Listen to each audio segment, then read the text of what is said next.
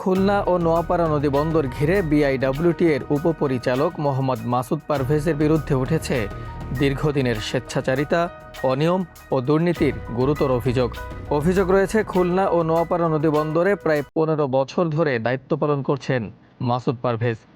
এর মধ্যে কয়েক দফা বদলি হলেও অভিযোগ অনুযায়ী প্রতিবারই অল্প সময়ের মধ্যে তিনি আবারও পুরনো কর্মস্থলে ফিরে আসেন। অভিযোগকারীদের দাবি, তার স্থলে অন্য কর্মকর্তাদের বদলি করা হলেও নানা চাপ ও প্রভাবের কারণে তারা সেখানে দায়িত্ব পালন করতে পারেননি।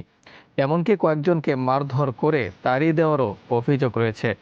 ফলে খুলনা ও নোয়াপাড়া নদীবন্দরের দায়িত্ব নিতে অন্যান্য কর্মকর্তাদের অনাগ্রহ তৈরি হয়েছে বলেও দাবি করা হচ্ছে।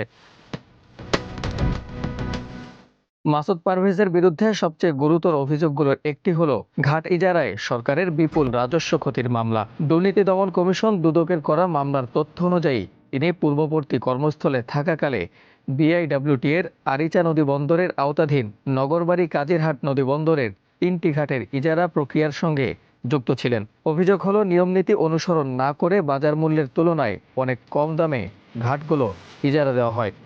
এর ফলে ২০২০-২১ ও ২০২১-২২ অর্থ বছরে সরকারের ৬,৮০,০০,০০০ টাকারও বেশি রাজস্ব ক্ষতি ও আত্মসাতের অভিযোগ ওঠে। এ ঘটনায় দুর্নীতি দমন কমিশন তার বিরুদ্ধে মামলা দায়ের করে। এদিকে স্থানীয় পর্যায়ে আরও অভিযোগ রয়েছে। মাসুদ পারভেজ নদীবন্দর বিভাগের কর্মকর্তা হয়েও বিআইডব্লিউটি এর অন্যান্য বিভাগের কার্যক্রমে অতিরিক্ত হস্তক্ষেপ করেন। অভিযোগকারীদের ভাষ্য অনুযায়ী সিএনপি, ড্রেজিং ও প্রকৌশল বিভাগের বিভিন্ন কাজেও তার প্রভাব রয়েছে।